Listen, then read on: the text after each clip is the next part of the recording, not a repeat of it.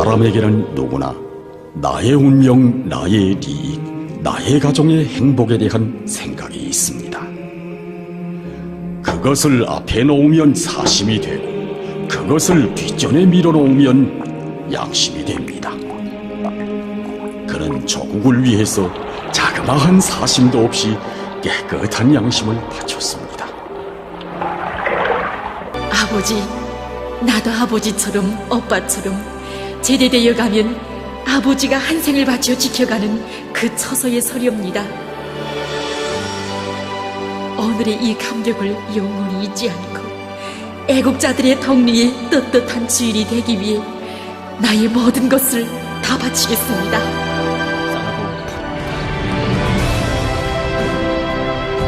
애국의 길은 이렇게 세대를 이어서라도 끝까지 가야 한다.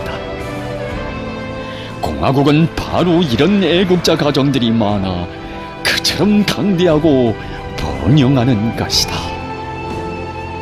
할아버지, 나도 이 산을 끝까지 지키겠어요. 어머니가 걸어왔고 내가 걸어가는 당신길, 결코 평범한 길이 아니었습니다. 당의 목소리, 시대의 숨결을 전해가는 더없이 중요한 조국을 위해 누구든 반드시 걸어야 할 길이었습니다. 그래서 어머니가 생의 마지막 순간까지 통신길을 걸었고 많은 사람들이 이 길에서 10년, 20년, 아니 한 생을 아낌없이 바쳐가는 것이 아니겠습니까? 이것이 곧 어머니의 애국이었고 가정에 바치는 사랑이었으며 화목한 대가정에 다하는 정성이었습니다. 바로 어머니가 한생 간직한 사랑이었습니다. 하기에 평범한 우편 통신원이었던 우리 어머니의 생을 만 사람이 그리도 아름답게 추억하는 것이며 어머니 조국은 영생의 언덕에 높이도 내세워주는 것이었습니다. 조국을 위해 빛나는 금별의 위훈을 세운 애국자들과 나라니. 저희 어머니는 팔남의 막내로 자랐습니다. 나라에서는 팔남의 형제들 모두를 세상에 부러움없이 훌륭히 키워서 내세워주었습니다. 어머니는 그 고마운 사회주의 제도에 조금이라도 보답하기 위해서 고난의 행군 시기부터 부모 없는 아이들을 데려다 키우기 시작했습니다. 그런 어머니를 당에서는 전국 어머니대회를 비롯한 여러 국가적인 대회장에도 불러주었고 기회가 있을 때마다 감높이 내세워주었습니다. 저도 어머니가 걷는 길이 옳은 길이라고 생각하고 어머니의 뒤를 이어 돌아가려니 되었으며 또 부모 잃은 아이들의 친누이, 친어머니가 되게 되었습니다. 이제는 새 세대들이 우리 대를 이어가고 있습니다. 우리 작업반에 당세포 비서인 김인순 동무의 딸 유충신 동무도 그렇고 또 김명옥 동무의 딸 박양미 동무도 돌아가련이 돼서 어머니들과 함께 이 처소를 지켜가고 있습니다. 생각이 많았습니다. 많아서 영철이를 이렇게 앉혀놓고 영철아, 아버지가 이리오던 통신을 일을 안 해보았나 하니까 영철이는 인큼 뛰었습니다. 아버지는 영철아, 적지 않은 사람들은 자기 벗어나 가라면서 이런 일을 다 안 하겠다 했는데 어떻게 하간 내가 아버지 대를 이어 일을 해보자꾸나. 아버지는 이렇게 말을 하였습니다. 언제나 말이 없고 과묵해 보이지만 너무도 성실하고 진실한 모습으로 비껴오는 사회주의 애국 공로자 리승철 동지였습니다. 그때도 청년들이 어렵고 힘든 분을 많이 진출했습니다. 저도 사회생활의 촛발을 모란봉의 상하수도에서 뛰었습니다. 상하수도 물다가야 대학 추천을 많이 해주셨습니다. 대학으로 갈 것인가 하고 생각을 많이 하는데 이때 저희 아버지가 하던 얘기가 지금도 잊혀지지 않습니다. 사람이 어떻게 일하는가가 더 중요하다. 변함없이 한 길을 가거라 하던 아버지 이야기가 지금도 잊혀지지 않습니다. 30여 년이라는 긴 세월이 흘렀습니다. 너무도 험하고 이름 없는 일터에 묵묵히 새겨온 양심의 적. 안녕하십니까. 알갈부의 유영호입니다. 오늘은 저 북쪽의 직업에 대해서 한번 이야기를 해보려고 합니다. 우리가 이제 직업의 귀천이라 그래야 되나? 뭐, 이론적으로는 귀천은 없다고 하지만 현실은 자본주의 사회에서 현실은 그렇지 않다는 거야. 뭐 더 잘 아실 거고. 어쨌든 지금 그럼 북에서는 어떤가에 대해서 한번 생각해 보려고 합니다. 북에서의 그 귀천의 문제, 우리가 그 직업의 귀천의 문제에 있어서는 뭐 여러 가지 그거를 측정해 보는 방법이 있겠지만은 그냥 일반적으로 딱 봤을 때 직업에 가업을 잇는다, 쉬운 말로 집안에 뭐 부모님이 하던 직종을 그 자식 대를 이어 내려간다, 이런 걸 봤을 때 그러면은 보통 가업을 잇는다 그랬을 땐 그것이 가업을 잇는 환경이 되려면 부모님들이 선택한 그 직업을 자식들도 따른다 이럴 때는 그 직업이 뭐 수입도, 쉬운 말로 수입도 괜찮고 사회적으로 조직적으로 인정받고 부러움의 대상이고 뭐 이래야 되는 거 아닙니까? 그랬을 때 그 가업을 잇는 거라고 봅니다. 그래서 이제 근데 여기서는 사실 뭐 가업을 잇는다 이런 게 쉬운 말로 부모들이 아주 잘 나가는 케이스, 자본적으로 잘 나가는 케이스 아니면 가업을 잇는 경우가 거의 없죠. 뭐 예컨대 뭐 청소부 하면서 내 자식들도 청소부 하길 바라는 사람 없고, 그 상하수도 관리공 하면서 내 자식도 그런 땅속에서 일하기 바라는 사람 별로 없고, 뭐 전부 그렇듯이 여기 이제 화폐하고 완전히 직결되어 있는데 북에서는 그렇지는 않은 것 같아요. 가업을 잇는 것들이 상당히 많이 나와요. 예. 그래서 뭐 그 험한 산림보호원, 이런 것들도 가업을 잇고, 청소부들도 가업을 잇고, 뭐 상하수도 관리공들도 가업을 잇고, 그래서 그런 것들을 한번 좀 몇 개, 여러 편에 이제 나눠져 있는 것들을 한번 그런 부분들만 한번 좀 가져와 봤고요. 대표적으로는 이제 시루는 우리가 이제 북쪽 사람들한테 좋아하는 시 뭐 한 5개만 뽑아라 이러면 뭐 대부분 이제 뻔해요. 여기서도 뭐 남쪽 사람들도 시 그러면 대부분 아는 뭐 김소월 시 뭐 이런 몇몇 꺼내듯이 거기도 그러는데, 그 중에 하나 북에서 널리 애송되고 있는 시 하나가 나는 노동자의 아들이라는 게 있어요. 이게 지금은 김일성대 교수이며 시인인 사람이 쓴 시인데, 그 사람이 교수가 돼서 쓴 게 아니고 대학교 2학년 때 쓴 시예요. 그냥 자기가 일기장에 쭉 쓴 시여갖고 자기 아버지, 그러니까 북쪽에서도 노동자들은 이렇게 험하고, 일이 험하고, 그 다음 뭐 남들 쉬는 날도 일해야 되고, 자는 날도 일해야 되고, 이런 건 당연히 뭐 체제를 떠나서 누구나 그걸 꺼려 하죠.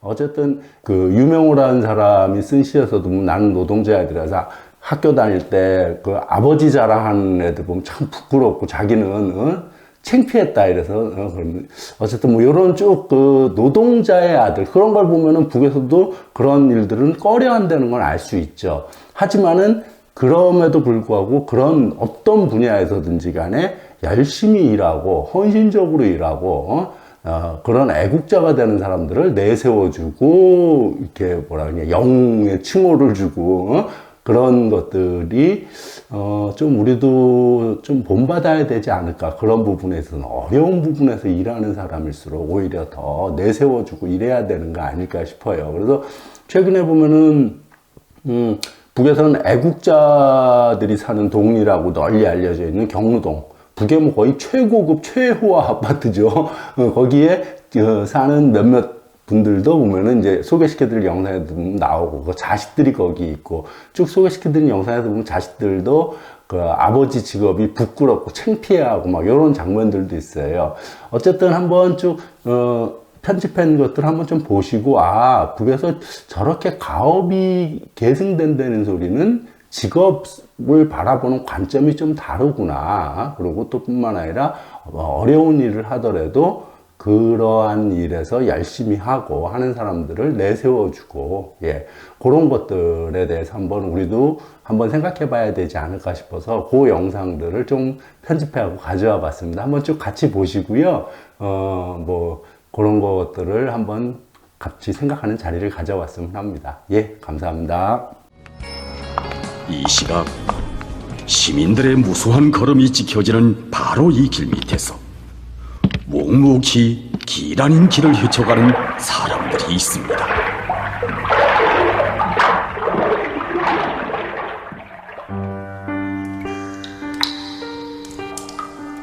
사람에게는 누구나 나의 운명, 나의利益, 나의 가정의 행복에 대한 생각이 있습니다.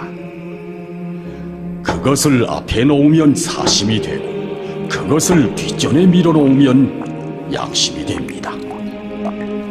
그는 조국을 위해서 자그마한 사심도 없이 깨끗한 양심을 바쳤습니다. 멀리 흘러간 세월을 돌이켜보시라.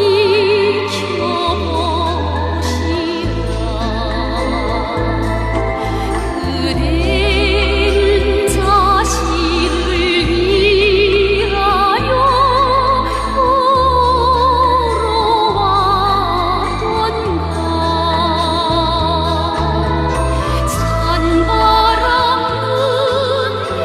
이들 부자가 걷는 길, 아버지가 30년을 걸어왔고 또 아들이 그만큼 헤쳐가야 할 일터는 사람들의 눈에 띄우지 않는 어둡고 험한 곳입니다. 그러나 그들이 사는 집은 온 나라가 인민의 리상거리로 부러움 속에 바라보는 행복의 보금자리 경로동입니다. 아버지, 온 부대가 저를 축하해 줍니다. 경의하는 최고사령관 동지께서 마련해 주신 애국자들의 덕리에 우리 가정이 산다고, 우리 중대에 온 나라가 자랑하는 애국자의 딸이 있다고 내세워주고 모두가 부러워합니다. 아버지에게서 나는 냄새가 싫다고 학부용 총회에 제발 아버지만은 오지 말아달라고 철없이 떼질하던 이 딸을 용서해 주십시오. 아버지는 제일 평범하고 어디서도 빛이 안 나는 사람이라고 어머니에게 투정질도 많았던 이 딸. 아버지의 옷이 돌머진 것만큼 우리 생활이 깨끗하고 문명해진다고, 번쩍이는 옷보다 작업복을 긍지로 여긴다고 매일같이 말하는 아버지에게 그걸 누가 알아주는가고 엎드려질도 했던 못난 이 딸. 아버지의 직장을 애들어 학교에 가고 동무들에게 아버지의 직업을 말하는 것조차 숨기던 제가 과연 애국자의 딸이라는 부름을 떳떳이 발을 따겨 저는 온밤 생각했습니다. 근로의 땀방울과 애국의 양심을 천만금보다 더 귀중히 여겨주는 내 저국에서 아버지는 온 나라가 아는 애국자가 되었고, 우리와 같은 노동자 가정은 누구나 부러워하는 가정이 되었습니다. 이 땅을, 이 제도를 성대로 굳건히 지키겠습니다. 아버지, 나도 아버지처럼 오빠처럼 제대되어 가면 아버지가 한 생을 바쳐 지켜가는 그 처소에 서렵니다. 오늘의 이 감격을 영원히 잊지 않고 애국자들의 덕리에 떳떳한 주인이 되기 위해 나의 모든 것을 다 바치겠습니다.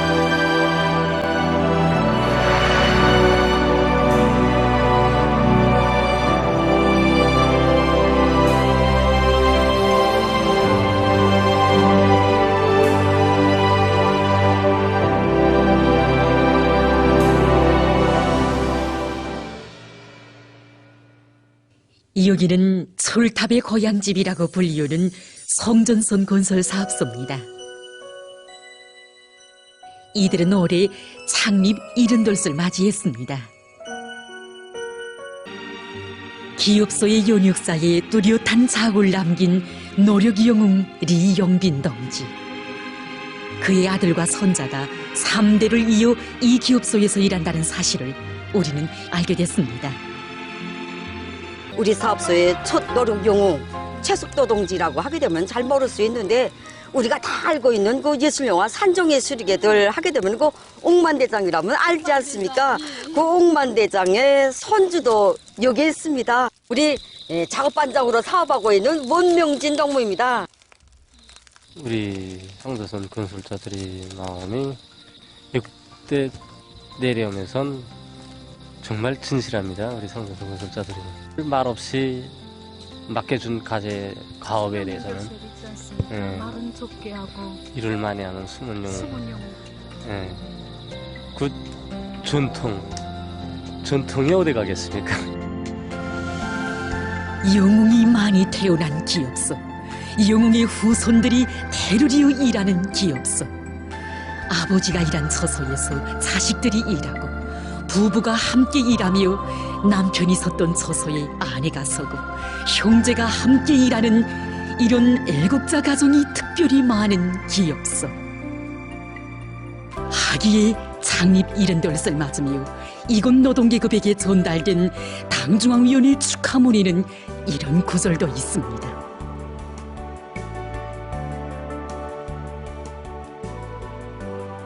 여름에는 불볕 속에 온몸이 뜨겁게 달아오르고 겨울에는 장갑마저 얼어붙는 철탑 위에서 눈빗바람 맞으며 조국과 혁명에 충성 다해온 성전선 건설자들의 고귀한 삶은 당과 인민의 부름 앞에 어떻게 한 몸을 내대해야 하는가를 실천으로 깨우쳐주는 산교화서이다.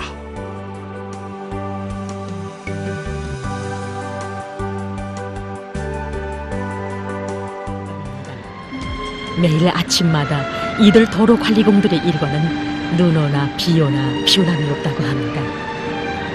얼마 전 이곳을 찾았던 우리는 놀랍게도 이들 모두가 한 가족이라는 사실을 알게 됐습니다. 지금 우리 기업소에는 당에서 바라는 어렵고 힘든 처소에서 묵묵히 한 생을 바쳐와 있는 종업원들이 적지 않습니다. 이 장문신 동만 놓고 보더라도 정말 쉽지 않은 여성입니다. 이 동무가 자식들과 함께 도로관리공으로 탄원했을 때 정말 생각이 많았습니다. 그 나이에 무슨 평가나 보수 이걸 바라서겠는가. 이 나라 국민이라면 누구나 서야 할 위치라고 생각했기에 영약 도로관리공으로 탄원했다고 저는 생각합니다. 바로 이 나이 많은 여성이 도로가족 소대의 발기자인 장명신 어머니입니다. 연로보장 나이가 포구나 지난 오늘까지도 가족 소대원들과 함께 선에서 일을 놓지 않고 있다고 합니다. 취재를 이어가던 우리는 뜻밖에도 이들 가족 소대원들이 모두 장명신 여성과 그의 친딸인 박수련 동무가 데려다 키운 부모 잃은 자식들이라는 사실도 알게 됐습니다. 바로 이 박수련 동무가 나이 많은 어머니의 뒤를 이어서 가족 소대원들을 도맡아 돌보고 있다고 합니다. 저희 어머니는 팔남매 막내로 자랐습니다. 나라에서는 팔남매 형제들 모두를 세상에 부러움없이 훌륭히 키워서 내세워 주었습니다.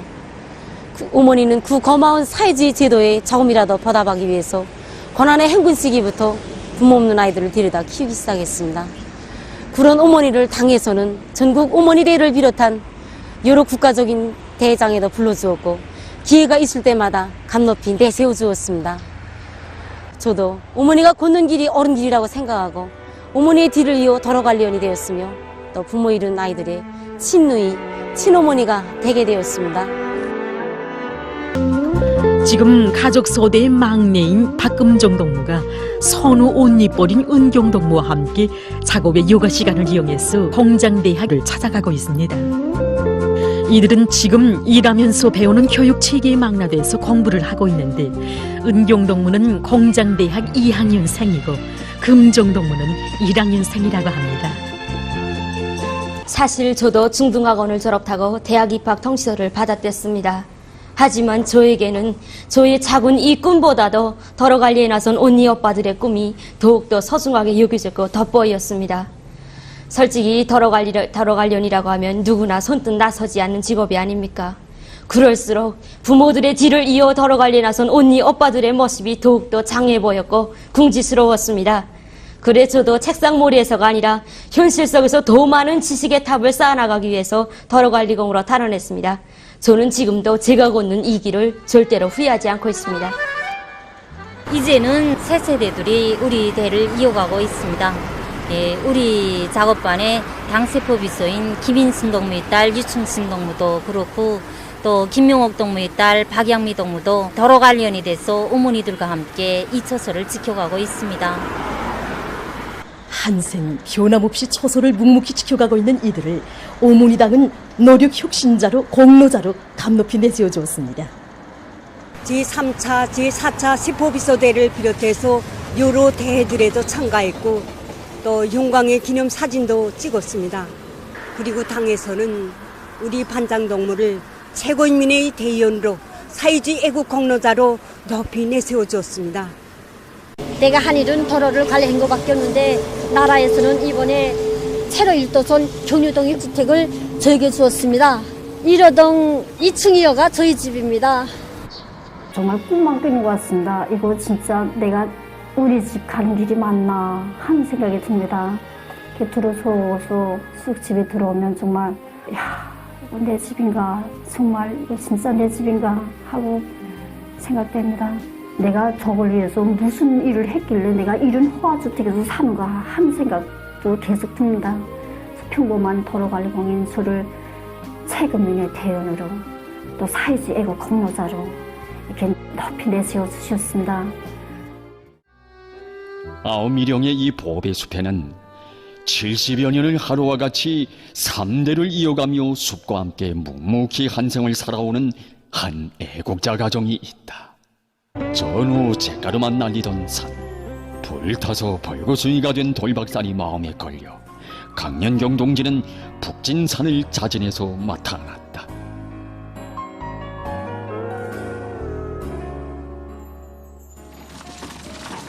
10년, 20년, 아니 그보다도 더 걸릴 수 있는 무성한 숲을 위하여 그는 40여 년간 애어린 나무를 심고 또 심었다.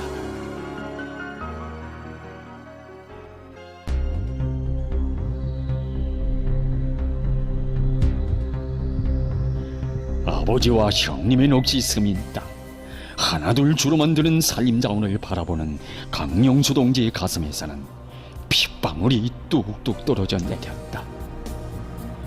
그때 대를 잇던 형님마저도 연료된 데다가 권한의 행급까지 겹쳐 나무는 나무 더벌되고 얼마나 살림이 파괴되었으면 사람들 속에서 예술영화 숲은 설린다의 주인공의 원형이 지키던 산이 맞긴 맞는가 하는 말까지 나왔겠습니까?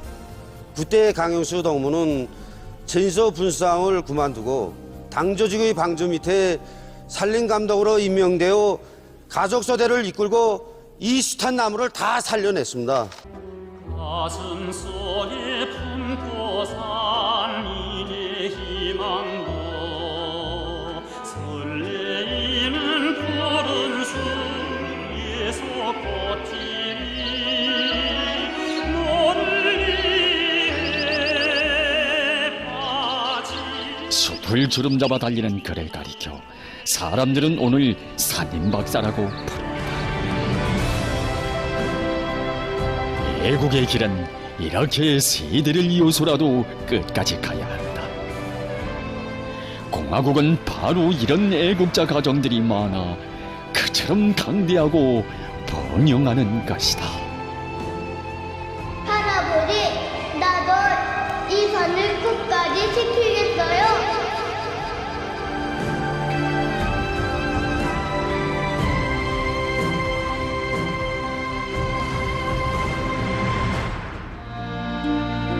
평안북도 구장군 령천 최신분소 우편통신원 리용철 동무입니다. 그가 중학교를 졸업하면서 아버지가 고향 사람들을 위해 30여 년간 걷던 이 길에 자진해서 들어선 지도 이제는 15년이 지났다고 합니다. 그동안 그가 걸은 길을 모두 합치면 43만 8천 여리. 우리 용철이는 5형제 중에 막내 중에 이 아들입니다. 우리 용감은 30여 년간을 통신원으로 일을 해왔습니다. 근데 연령 보장을 받고 집에 들어와 보니 생각이 많았습니다. 많아서 용철이를 이렇게 앉혀놓고 용철아, 아버지가 일해오던 통신을 일을 안 해보았나 하니까 용철이는 인큼 뛰었습니다. 아버지는 영철아, 죽지 않은 사람들은 자기 벗으나 바라면서 이런 일을 다 안 하겠다 했는데 어떻게 하간 네가 아버지 대를 이어 일을 해보자구나.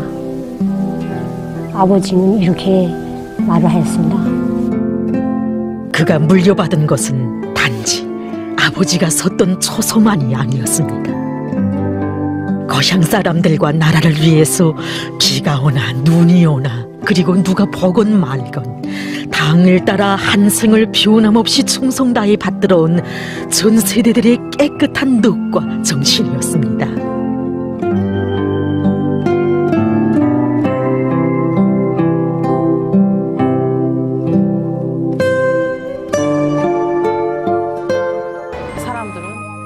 우리 어머니의 이름은 장병화. 그저 평범한 우편 통신원이었습니다. 비가 오나 눈이 오나 통신 가방을 메고 늘 바쁘게 뛰어다니는, 이것이 우리 어머니 생활의 전부였습니다. 엄마는 왜 많고 많은 직업 가운데서도 제일 바쁘고 제일 평범한, 누구도 알아주지 않는 우편 통신원이 됐을까? 왜 다른 엄마들처럼 보람 있는 일을 하지 못할까? 아버지가 세상을 떠나시고 오빠도 인민군대에 입대하고 다른 집 아버지 어머니들이 다 휴식하는 설날에조차 통신 가방을 메고 나간 어머니를 기다리며 혼자 빈집에 앉아있을 때면 나는 어머니가 야속하게만 생각됐습니다. 그래서 어느 해인가는 어머니에게 따지듯 물은 적이 있었습니다. 엄만 왜 제일 힘든 우편 통신원을 하나? 그때 어머니는 웃으며 대답했습니다. 사랑하니까. 너무도 소박했습니다. 소녀 시절 제대군인 당원으로 노력혁신자로 소문났던 우리 어머니가 지금은 다른 사람들의 영웅적 위훈의 소식이 실린 신문을 전해주는 일을 그렇게 사랑한다니. 그때는 왜 그리도 철이 없었는지, 왜 그리도 어머니의 마음을 이해하지 못했는지. 2013년 11월 말경이었습니다. 군활노동신문에는 경의한 원수님께서 온화한 대를 지도해 주시는 소식이 실렸습니다. 이날도 장명화 동무는 날이 채 밝기도 전 어둑어둑한 이른 새벽에 경의한 원수님이 혁명활동 소식을 먼저 인민들에게 전달하기 위해 우편 통신의 길에 올랐습니다. 그가 통신 가업을 수행하던 도중에 갑자기 그 온독바디에서 차가 미끄러져 내려왔습니다. 이 위급한 그 정황 속에서 이 동무는 자기 옆에 있던 그 한 동무를 밀쳐서 그 동무를 구원하고 그만 장명화 동무는 희생되었습니다. 정말 그 동무가 희생되었다는 소식을 듣고 우리 모두가 달려갔을 때 장명화 동무는 우편 통신 가방을 꼭 껴안고 있었습니다. 우리가 그 가방을 헤쳐보니 그 가방 안에는 채 전달하지 못한 노동신문 한 부가 놓여 있었습니다. 인차 돌아오마 웃음을 남기고 통신길에 올랐던 어머니는 그렇게 조용히 내 곁을 떠나갔습니다. 집에서 기다리는 이 딸을 남기고 그리도 사랑하던 통신 가방을 남기고. 제가 웅금이의 담임위원이었겠습니다. 웅금이가 어머니를 잃고 맞는 초생일을 학생들과 실습을 나간 외지에서 맞게 되었습니다. 생일 전날 최신소 일꾼들이 저에게 웅금이의 생일을 꼭 자기들이 세주겠으니 기다려달라고 전화를 걸어오는 것이었습니다. 웅금이의 생일날 생일을 축하해주기 위해서 학부형들과 최신소 일꾼들이 실습 현장에 나왔댔습니다. 생일을 축하해서 생일상을 국에 차려주고 언하급 학생들이 노래도 부르고 시도 읊어주면서 생일 오라케를 즐겁게 했습니다. 오라케 뒤끝에 최신소 일꾼들과 정업원들이 웅금이의 생일 선물을 내놓았는데 그때 모두가 깜짝 놀랐습니다. 머리 끝에서부터 발끝까지 없는 것이 없었는데 정말 친부모인들 이렇게 생일 선물을 준비했었겠습니까? 정말 그때 그 생일 선물을 보면서 우리 웅구미가 정말 좋은 사람들 속에서 사느나, 그리고 우리 모두가 좋은 사회에서 사느나 하는 이 감격에 저도 울고 우리 모두가 후늦게 울었습니다. 이렇게 우리 어머니를 잊지 못해하며 어머니의 사랑을 대신해주는 고마운 사람들의 손에 이끌려 나도 어머니처럼 우편통신원이 됐습니다. 우편통신원으로 첫 걸음을 떼던 날, 그날을 나는 잊을 수가 없습니다. 내가 어머니의 뒤를 이어 첫 우편통신의 길을 걷던 그날, 우리 박정실 분서장지는 저와 함께 그 길을 걸었습니다. 나는 그때 정말이지 너무 힘들고 맥이 지나고 통신 가방이 너무 무거워서 눈물이 나오는 걸 어쩔 수 없었습니다. 그래서 나는 그때 분서장 동지에게 이렇게 물었습니다. 분서장 동지, 이렇게 힘일을 어떻게 40년 동안 해왔습니까? 그러자 분서장 동지는 나에게 이렇게 말해주는 것이었습니다. 내 직업을 사랑하니까. 사랑하니까. 사랑. 어렸을 때 자주 듣고 나던 어머니의 그 말이 이제는 영영 들을 수 없으리라 생각했던 어머니의 목소리로 다시금 나에게 들려왔습니다. 사랑이었습니다. 저곡이 맡겨준 자기 직업에 대한 사랑, 안아 키워준 어머니 저곡에 대한 열렬한 사랑. 그 뜨거운 사랑을 가슴에 안았기에 어머니는 남들이 다 쉬는 명절날 일요일에조차 웃으며 통신길을 걸을 수 있었으며 위급한 순간에는 목숨도 아낌없이 바칠 수 있었습니다. 그날 나는 결심했습니다. 어머니처럼 살겠다고, 어머니의 통신길을 영원히 이어가겠다고. 생이란 무엇인가 누가 부르며 우리는 예감하리라. 세월이 한데도 잊을 수 없는 저극에 맞춰진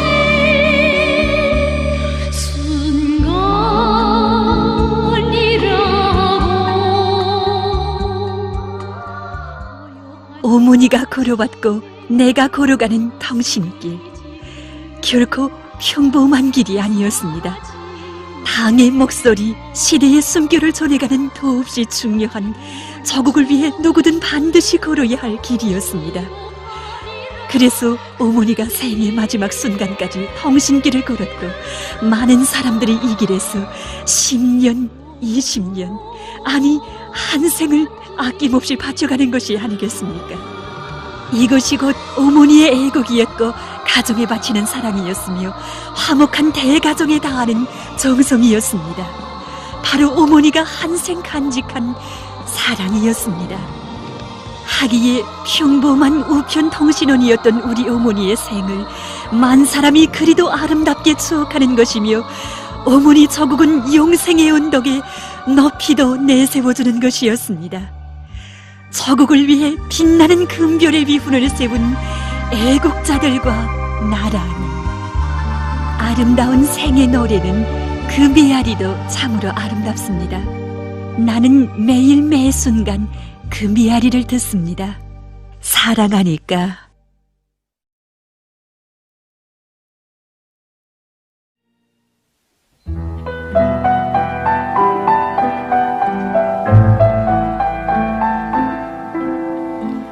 여기가 바로 그의 일터입니다.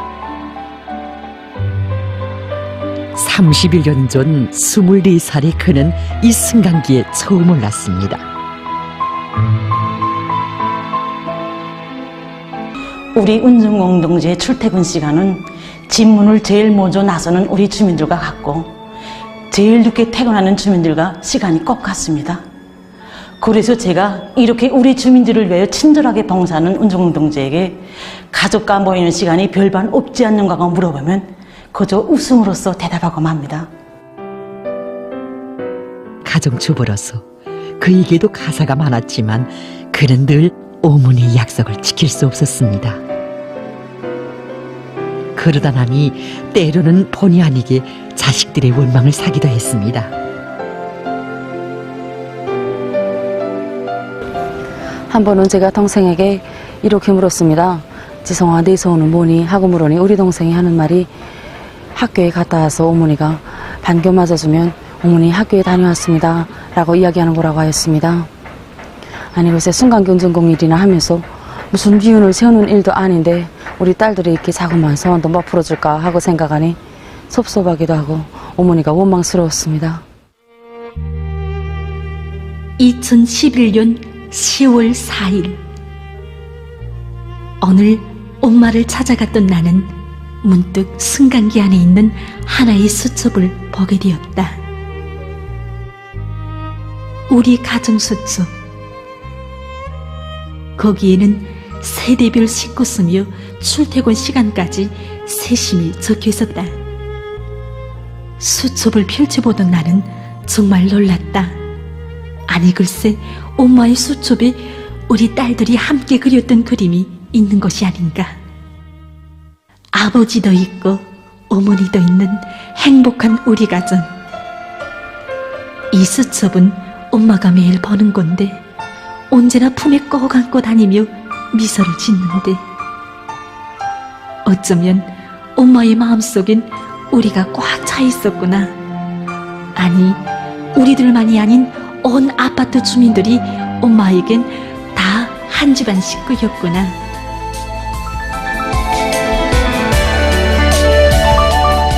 그들은 알았습니다. 어머니의 소원이 무엇인가를. 경애하는 총비서동직에서 바라시는 참된 애국자가 과연 어떤 사람인가를. 그들은 말없이 들어섰습니다.